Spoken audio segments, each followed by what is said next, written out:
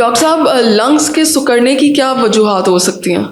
Lungs के सिकुड़ने से मुराद जो मैं ले रहा हूँ वो है कि फाइब्रोसिस हो जाए, यानी स्कार टिश्यू डेवलप हो जाए।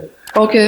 अब फाइब्रोसिस होता है या लंग्स के अंदर हो सकता है, या फिर लंग्स के अंदर से मुराद ये है कि जो मेन लंग टिश्यू है जिसमें हम वो जो ब्रोंकाई वगैरह हैं, जो सांस लेने की नालियां हैं वो, और सैक्स वगैरह उनमें। और दूसरा जो फाइब्रोसिस है वो जो एक किस्म का सराउंडिंग टिश्यू होता है जिसमें हमारी गैस एक्सचेंज नहीं होती लेकिन एक बेसिक स्ट्रक्चर प्रोवाइड करता है, उसमें फाइब्रोसिस हो गया। ओके। अच्छा, अब ये जो होता है इसकी भी 2-3 वजूहात हैं कॉमन। एक तो ये टीबी की वजह से स्कार टिश्यू, एक्सटेंसिव टीबी हुई है, स्कार टिश्यू डेवलप हो गया, उससे फिर लंग सिकुड़ जाते हैं। ठीक।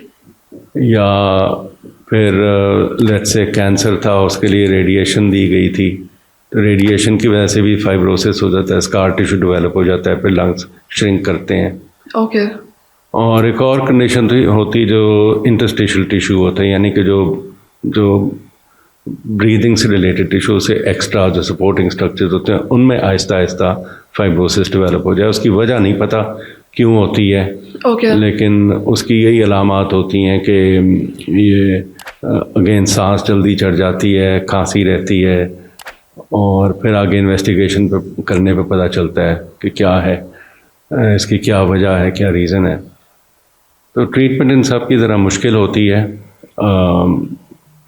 लेकिन अगेन डिपेंड करता है कि कितना स्कार टिश्यू बना है। अगर ज़रा लिमिटेड है तो हम नॉर्मल सी तक पहुंच सकते हैं, लेकिन अगर वो एक्सटेंसिव है तो फिर इट्स डिफ़िकल्ट।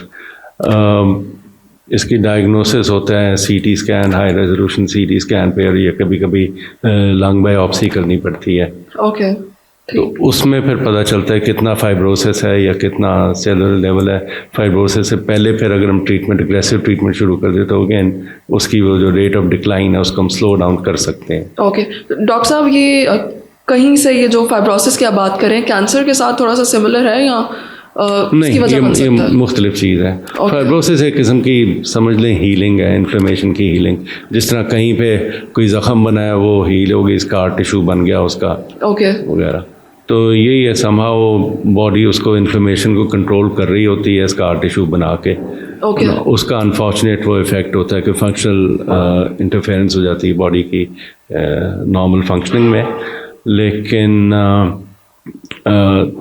जो की है इसकी इन्फ्लेमेशन है। अब वो इन्फ्लेमेशन क्यों हो रही है, दैट्स एन ओपन क्वेश्चन। अभी तक उसकी आंसर नहीं मिल पाया कि एग्जैक्टली क्यों हो रही है।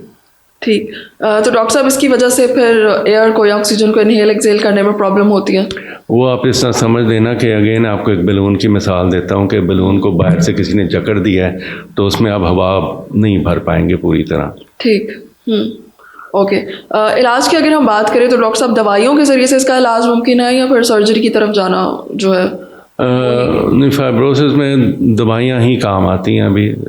सर्जरी तो नहीं हो पाई है, कोई इतनी इफेक्टिवनेस नहीं अभी तक एविडेंस मिला उसका। लेकिन दवाइयाँ हैं जिसमें यूजुअली स्टीरॉइड्स दिए जाते हैं इन्फ्लेमेशन कंट्रोल करने के लिए। फिर दूसरी दवाइयाँ हैं फिर स्टीरॉइड्स की डोज रिड्यूस करने के लिए। और एक और दवाई अब लेटली डेवलप हुई थी जो ख़ास तौर पे इडियोपैथिक लंग फाइब्रोसिस के लिए बनाई गई है। वो अगेन वो लॉन्ग टर्म लेनी पड़ती है। ठीक।